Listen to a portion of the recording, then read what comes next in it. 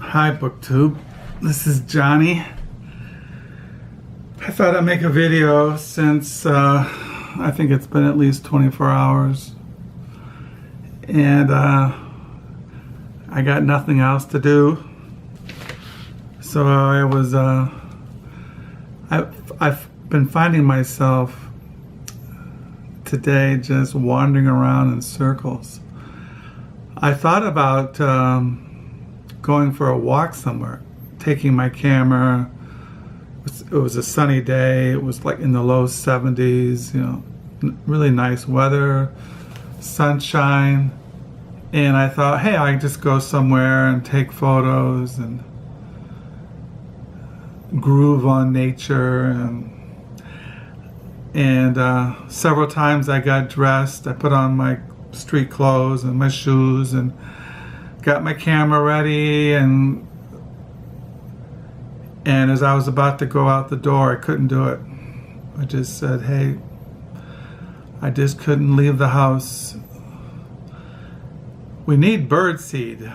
The birds are going to run out of sunflower seeds.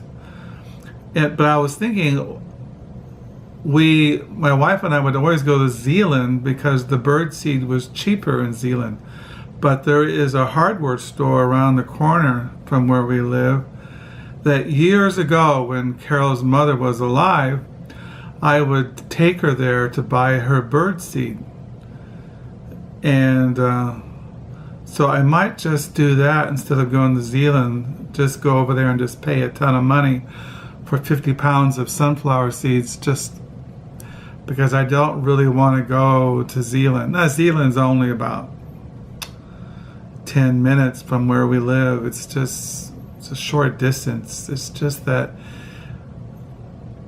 I'm getting the creeps. I just don't want to leave the house. So today I just hung out, and this morning I wrote my diary. I ended today on page in my 2017 diary, which we're coming to an end. I ended on page 770. So tomorrow morning, unless I die, will be on page 771. Also today I was kind of like, I didn't know what to do with myself. So what I do sometimes is I go online and I have an online diary called Crooked Fingers. Crooked Fingers is a name of a singer-songwriter. If you want to know where I got the name, he hasn't put an album out in a while. But someday I might show you my CDs by Crooked Fingers. Check him out. Check out his music on YouTube. Crooked Fingers.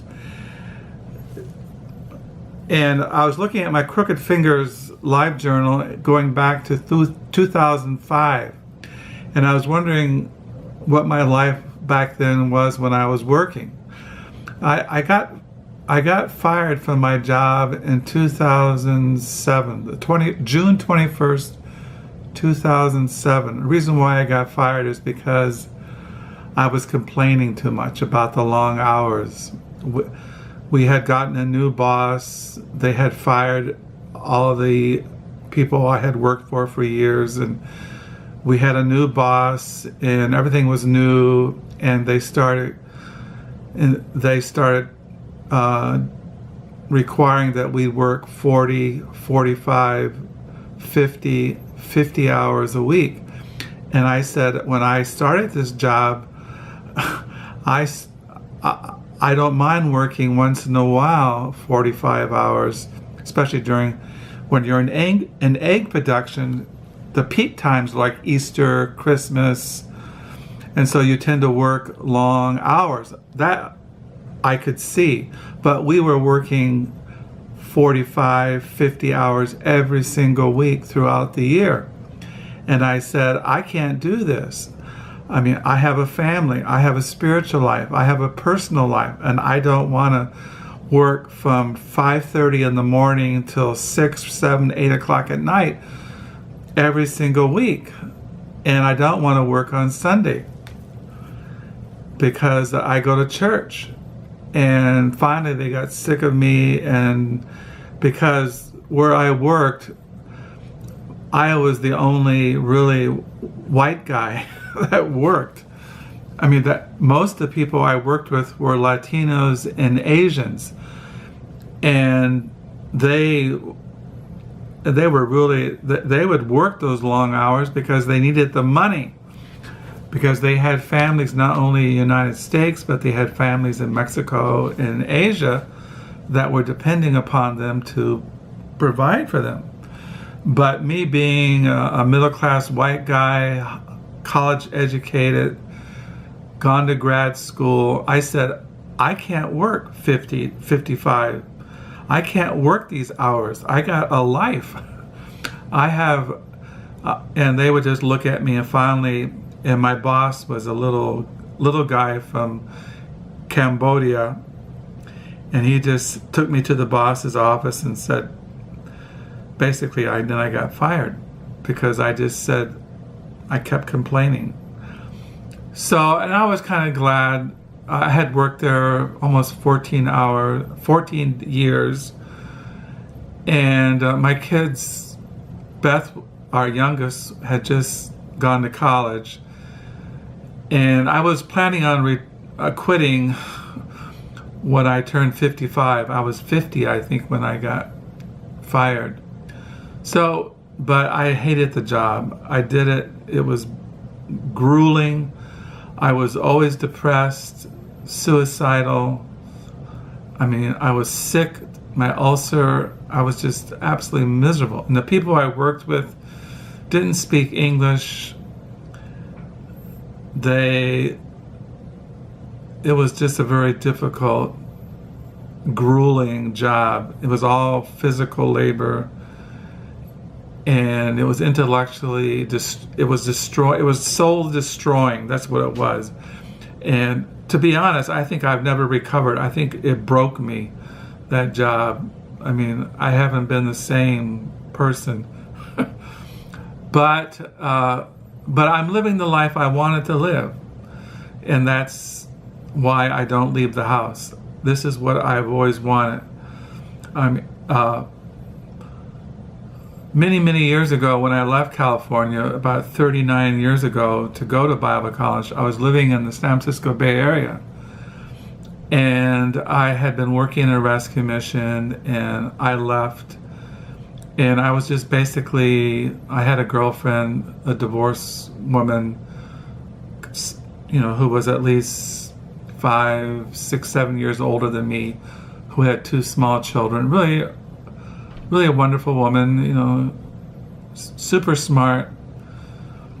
And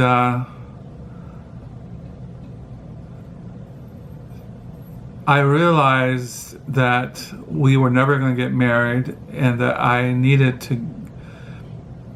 wanted to go into the ministry. I wanted to do Christian work, and I had to finish college. I had done 2 years of college, but I had done 1.5 years of college. So I wanted to go to a Calvinistic college, and that's why I went to Grand Rapids Reformed Bible College. Because back in those days, I was young and idealistic, and I thought, well, I'm going to go to a Calvinistic college. And I knew that Grand Rapids, Michigan was a center of experimental Puritan Calvinism. San Francisco wasn't. The Bay Area was not. Of anything, it was just totally paganism. So that's why I left California, went to Reformed Bible College in Grand Rapids around 1978,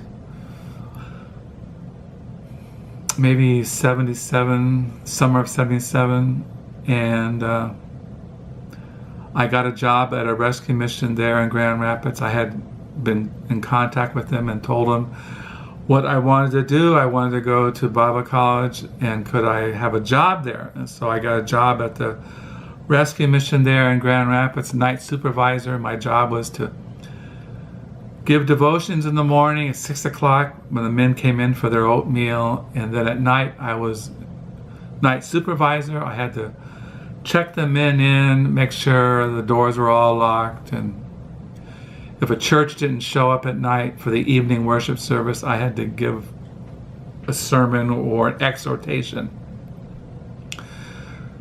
So I left California, went to Reformed Bible College, and right soon afterwards I met Carol. Right about a month after I got to Michigan, I met Carol, and we were married 6 months after we met. We were married May 1978. So we've been now married 38 years. So my wife was all for me leaving my job, well, knowing I was fired. I did look for a job after I got fired. I applied for a job as some job, but it never really worked out, and I just wanted to stay home and read and write and just live a quiet, contemplative kind of life, and that's what I've been doing. So today, when I got up this morning, I read The Deep Things of God, How the Trinity Changes Everything by Fred Sanders. I'm really enjoying this. I mean, it's nothing new. I mean, I've been reading Reformed theology since 1975. When I was in seminary, I won, in my graduating class in seminary, I was voted the theologian of the class, and I got a little, I don't know what you'd say it was. They gave me a book for being the theologian of my graduating class in seminary.